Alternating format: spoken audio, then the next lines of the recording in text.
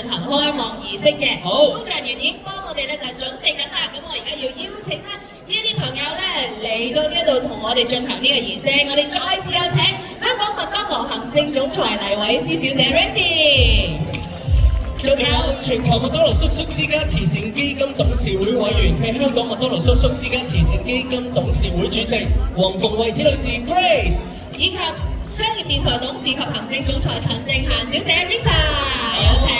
嗱，陣間我就會數3、2、1數到1嘅時候咧，請幾位主禮嘉賓一齊咧轉動呢個愛心象徵，透過呢個麥當勞兒童愛心馬拉松，將愛心帶入麥當勞叔叔之家嘅。咁啊，到時咧亦都請全場嘅朋友一齊嗌呢個口號：麥當勞兒童愛心馬拉松，愛跑愛世界。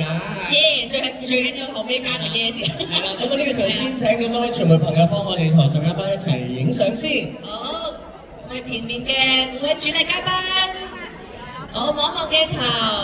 好，不如我哋咁多位一齊左手邊先啦，咁多位一齊望左手邊嘅鏡頭，左邊，左邊。好，跟住慢慢我哋 pan 翻去中間嘅中間位置，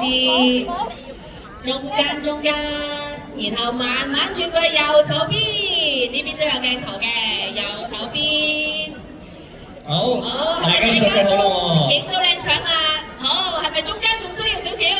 最緊要影到呢個靚相。好，預備好嘅話咧，咁我準備數3、2、1，咁多位就幫我轉動呢個愛心啦喎。好，預備3、2、1，麥當勞兒童愛心馬拉松，愛跑愛世界，耶！最緊要記得個耶啊！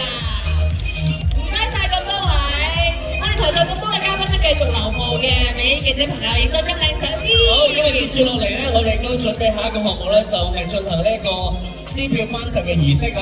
好，咁多位又係望住先，我哋又左中右咁樣啦，因為我哋轉動完愛心之後咧，有啲畫面俾大家睇到啊，一樣係啦。好，左手邊，好，跟住中間嘅，好，跟住右手邊。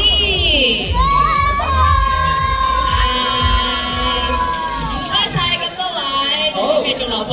接住落嚟，我哋準備進行呢個支票頒贈儀式。咁上年香港麥當勞透過唔同嘅籌款項目咧，共為